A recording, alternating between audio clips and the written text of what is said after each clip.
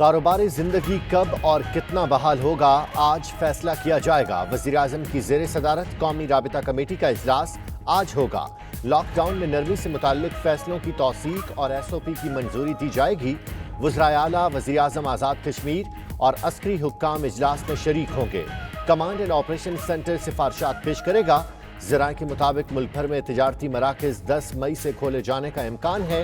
अंदरूने मुल्क परवाजें खोलने के हवाले से भी फैसला मुतवक्के।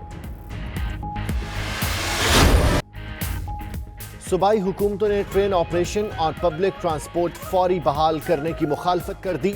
असद उमर की ज़ेर सदारत कमांड एंड ऑपरेशन सेंटर का इजलास। लॉकडाउन के हवाले से सूबों ने भी तजावीज़ दी। इतवार को दुकानें बंद रखने, दीगर अय्याम में सुबह 11 से शाम 5 बजे तक खोलने की तजवीज़। दफातर, तालीमी इदारे, शॉपिंग प्लाजे, शादी हॉल्स बंद रखने की सिफारिश।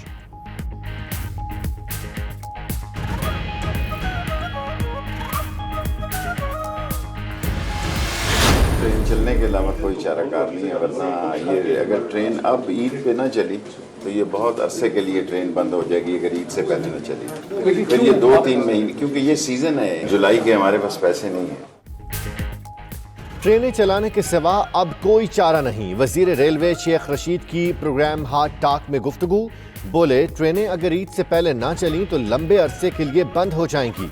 रेलवे के 77,000 मुलाजमों को तनख्वाहें देने के लिए पैसे नहीं हैं। मजीद बोले, लॉकडाउन तवील बुनियादों पर नहीं चल सकता। लोग खुद बाहर निकल आएंगे और बहुत बुरे तरीके से निकलेंगे।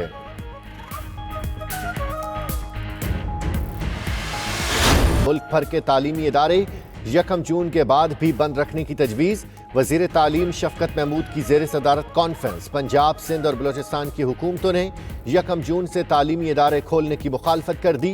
खैबर पख्तूनख्वा की तालीमी इदारे खोलने की हिमायत। जामिया पेशावर को 1 जून से खोलने की तजवीज़ ज़ेर गौर।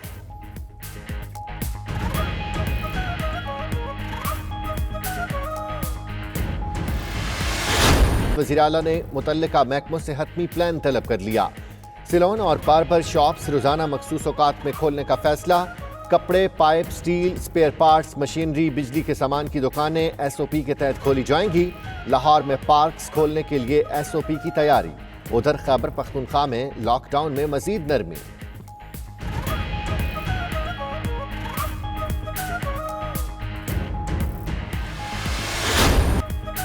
सिंध हुकूमत का लॉकडाउन जारी रखने और तहरीक इंसाफ का खत्म करने पर इसरार। सईद गनी का कहना है कि कारोबार या सनत बंद रखने से हुकूमत को कोई फायदा नहीं, बल्कि इसका तो रेवेन्यू भी कम हो गया है। खुर्रम शेर जमान बोले, ताजिर मुल्क को अरबों का टैक्स देते हैं। सिंध हुकूमत बिलावल हाउस के बैंकर में छुपी हुई है।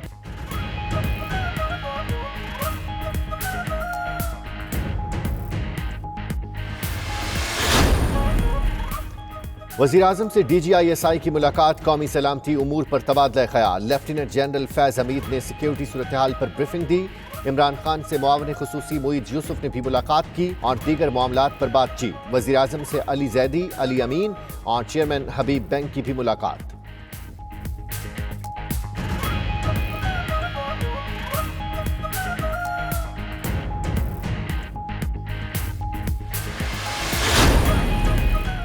चौधरी बरादरान ने नैब को सियासी इंजीनियरिंग का इदारा करार दे दिया। चौधरी शुजात और परवेज इलाही का चेयरमैन नैब के इख्तियारात के खिलाफ लाहौर हाई कोर्ट से रुजू। मुवक्कफ इख्तियार किया कि नैब के किरदार और तहकीकात के गलत अंदाज पर अदालतें फैसले भी दे चुकी हैं। नैब ने उनके खिलाफ 19 साल कबल आमदन से ज़ायद असासों की तहकीकात की, लेकिन नाकाम रहा।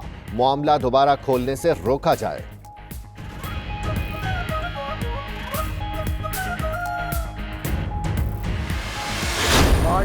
कैंप में और मरियम नवाज कैंप में एक लड़ाई है कि अगली लीडरशिप किसने होती है। मैं लैंड और पीपल्स पार्टी तो बिल्कुल ही फैमिली पार्टीज हैं और मैं यही समझता हूँ कि जो हमारे स्ट्रक्चर, जो इमरान खान से जो हमने जो बात सुनी है, जो वो जो चाहते थे वैसे स्ट्रक्चर हम भी नहीं बना सकते।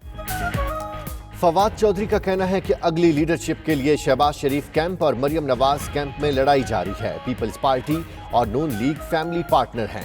इमरान खान तहरीक इंसाफ को फैमिली पार्टी नहीं बनाना चाहते। जरदारी ने बिलावल भुट्टो को आगे करके उनका नाम ही बदल दिया। सियासी जमातों के स्ट्रक्चर को मजबूत करना होगा। 18वीं तरमीम में रह जाने वाली खामियों पर बात जरूर होनी चाहिए।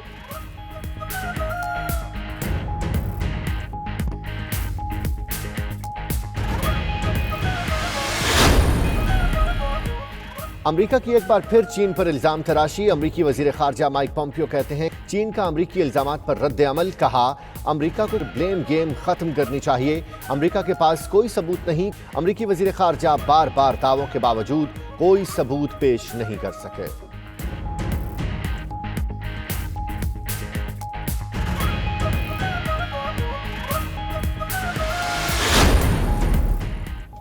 अमरीकी सदर डोनाल्ड ट्रंप का एक और यू टर्न। व्हाइट हाउस ने टास्क फोर्स को तहलील करने का फैसला वापस ले लिया। कहते हैं टास्क फोर्स सेफ्टी और मुल्क को खोलने के लिए गैर मुअय्यना मुद्दत तक काम करती रहेगी। टास्क फोर्स में कुछ लोगों को शामिल या निकाला जा सकेगा। टास्क फोर्स वैक्सीन और दवा की तैयारी पर फोकस करेगी।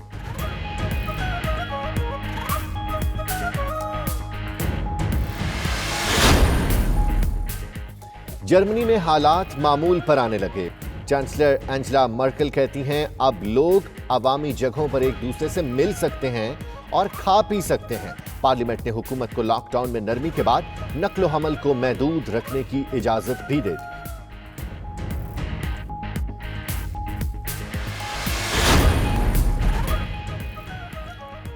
कौमी टेस्ट टीम के कप्तान अजहर अली का बैट और शर्ट 21 लाख रुपए में नीलाम। नीलामी से मिलने वाली रकम मुतासरा अफराद में तकसीम की जाएगी।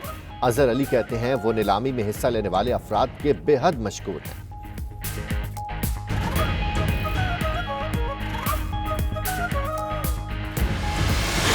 ईरान खेलों के मैदान फिर आबाद होने लगे। जर्मन हुकूमत ने बुंडेसलीगा फुटबॉल टूर्नामेंट की इजाजत दे दी।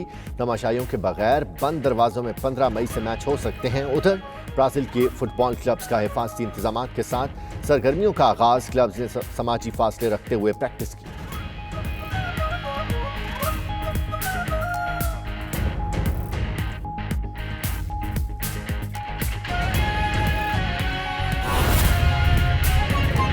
भर के तालीमी इदारे यकम जून के बाद भी बंद रखने की तजवीज़ दी गई है। वफाकी वज़ीर तालीम शफकत महमूद की ज़ेर सदारत कॉन्फ्रेंस में पंजाब, सिंध और बलोचिस्तान ने यकम जून से तालीमी इदारे खोलने की मुखालफत कर दी है। खैबर पख्तूनख्वा की जानिब से स्कूल खोलने की हमायत की गई है। तफसीलात जानेंगे अपनी नुमाइंदा मरियम मलिक से। मरियम बताएगा क्या हतमी फैसला किया गया है, कब तालीमी इदारे खोले जाएंगे? जी बिल्कुल, कोरोना वायरस के फैलाव के खतरे के पेश नज़र जो है वो सूबों में यकम जून से भी तालीमी इदारे खोलने पर इत्तफाक आज ना हो सका। पंजाब, बलोचिस्तान और सिंध ने यकम जून से तालीमी इदारे खोलने की मुखालफत कर दी, जबकि खैबर पख्तूनख्वा ने जो है वो स्कूल खोलने की हमायत कर दी है। वफाकी वज़ीर तालीम शफकत महमूद की ज़ेर सदारत बैनुल सूबाई वज़राए तालीम कॉन्फ्रेंस का आज इनेकाद हुआ, जिसमें तमाम सूबाई वज़रा ने वीडियो लिंक के जरिए शिरकत की थी। इजलास में पंजाब, बलोचिस्तान और सिंध ने यकम जून से तालीमी इदारे खोलने की मुखालफत करते हुए कहा है कि कोरोना वायरस के फैलाव का खतरा है, तालीमी इदारे बंद रखे जाएं। ताहम खैबर पख्तूनख्वा ने यकम जून से तालीमी इदारे खोलने की हमायत कर दी और सूबों में इत्तफाक न होने पर मामला को भी राब्ता कमेटी के कल इजलास में रखने का फैसला किया गया है। जी बहुत शुक्रिया मरियम मलिक, तफसीलात से हमें आगाह कर रही थी। नाज़रीन, वफाकी वज़ीर असद उमर के ज़ेर सदारत national command and operation centre के इजलास में सूबों ने ट्रेन ऑपरेशन बहाल करने की वज़ीर रेलवे की तजवीज़ की मुखालफत कर दी है। सिंध हुकूमत का अंदरूनी शहर पब्लिक ट्रांसपोर्ट बहाल करने का फैसला सामने आया है, जबकि इंटरसिटी और बैनुल सूबाई ट्रांसपोर्ट बहाल करने की मुखालफत कर दी गई है। इस हवाले से बात करने के लिए हमारे नुमाइंदगान हमारे साथ मौजूद हैं। वकास बाकिर और हुसैन अहमद से जान लेते हैं। सबसे पहले बात करते हैं वकास बाकिर से। वकास बाकिर बताएगा national command and operation centre के इस अहम इजलास में क्या फैसले किए गए हैं? जी बिल्कुल, आज वफाकी वज़ीर असद उमर की ज़ेर सदारत जो कौमी राब्ता कमेटी का जिसका इजलास हुआ, जिसमें वज़राए आला भी शरीक हुए, सिंध हुकूमत की जानिब से ये तजवीज़ दी गई है कि रेलवे ऑपरेशन फौरी तौर पर बहाल न किया जाए।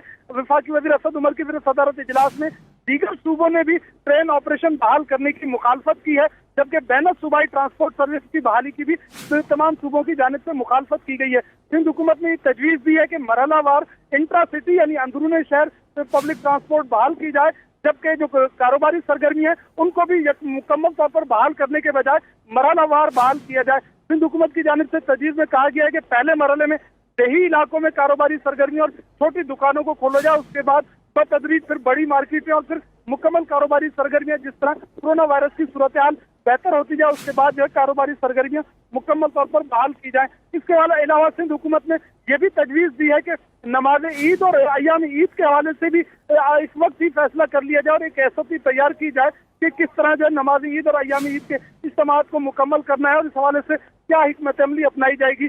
अब जो सूबों की जानिब से तजावीज़ दी गई है, इसका हतमी फैसला वज़ीर-ए-आज़म की ज़ेर-ए-सदारत जो कमेटी है उसके इजलास में होगा और उस पर फिर हतमी फैसला किया जाएगा। सिंध हुकूमत ने ये वफाकी हुकूमत को यकीन दहानी कराई है कि जो फैसला कौमी इत्तेफाक के राय से किया जाएगा, सिंध में भी उस पर अमल किया जाएगा।